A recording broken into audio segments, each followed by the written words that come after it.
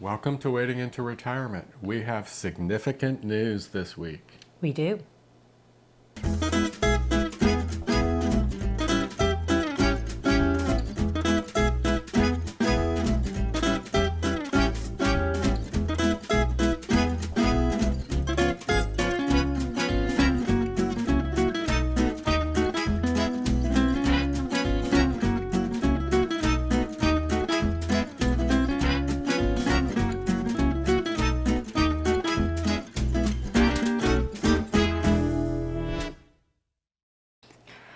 Welcome back, everyone. I'm Mike. Hi, and I'm Laura.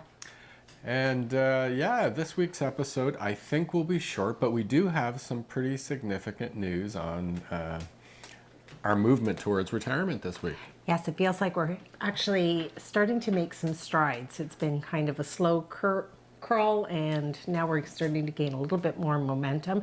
I know for some of our viewers it seems like a very slow process, but for us, and I think it's important to move at your own speed, and for us, I think this speed feels like it's just right.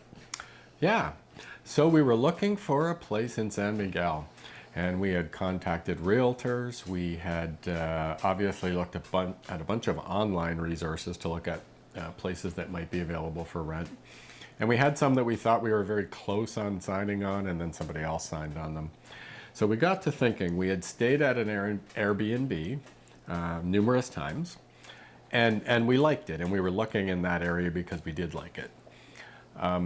So what we did is we reached out to the owners of the Airbnb and said, would you be interested in doing something long-term? Yes, and actually we reached out to the person that they have managing the property first, and that Yes. took some time to get in touch with the owners, because I thought she was the owner. I thought that she was actually the one, but I didn't realize that a lot of the places that are on Airbnb and are for rent for expats are actually owned by others who may not even be in the country. Yeah. So yeah, you're right. It was a lady named Daniela, and she gave our phone number to the owners, who then texted us. So we set up a phone call, the four of us, and we sat and chatted about what the options would be and what it was we were looking for timing. And things seemed to align really well. We had a little bit of bartering back and forth in terms of the cost, and we got a price that we thought, we were really happy with based on where we had stayed and what we had paid for Airbnb rates there. So it was also very helpful because a couple of the places that we had previously looked at and kind of missed in that area, they had listed the rents in their notices. So we had a good idea of what the going rates were. There was two. One is still currently, I believe, up. So that also was really, really good. And of course, the dogs are a consideration. So someplace that we know takes dogs, and this is one that does. yeah. So yeah, as I said, we went back and forth a couple times. We got a really good price. And now we're still talking about some details in terms of property management, and do we still need somebody there on the ground to help us, or are we going to do that ourselves? And a little bit about how we're going to pay, bank transfers from our bank to either a bank in Mexico or a bank in the U.S., because they are U.S.-based owners. So we're working through the details of that, but we've gotten over that hurdle. We have a date for when we're going to take possession, and it is a 1-year lease at this point. Yes. So that's very exciting. Now we can kind of work on, I guess, the Canadian end of this equation, which is what are we going to do with our property and our things here, and how much are we going to take there? How are we going to get it there? But now that we know where we're landing, it seems like A, it's real, and B, it's exciting, and C, time's running out. We need to figure it out. Well, and I think it feels like a soft landing to me. Like you talked about how are we going to pay for this. For banking in Canada, transfer to a U.S. bank is actually pretty easy. The contract itself is going to be fairly easy. And if we decide to use the property manager to actually pay our bills for us while we're down there, that too will make things a lot easier because we won't be going down right away. We are going to start our lease a bit on the early side so that we have some time to move things back and forth and take vacation through work. So I think that again, we're kind of doing it slowly, which some viewers are like jump in head first.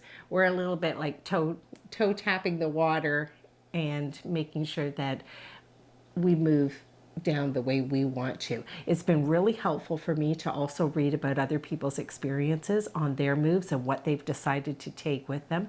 I was very much, let's just sell everything and go. And I'm finding more and more that the chatter that I'm reading is really be mindful about the things that you want to take, because if you do sell everything, there is sometimes a bit of regret on not purchase and finding things to purchase while you're down there. And sometimes that can be difficult. I think there might be a little bit of an episode in there for that. Yeah, yeah. I think it comes down to, do you want your, part of this for me comes down to, do you want your existing life in your home country today to look the same as your life in Mexico? And if so, then you should move all your stuff, because you have your comfortable beds, you have your comfortable couches, all of that kind of stuff.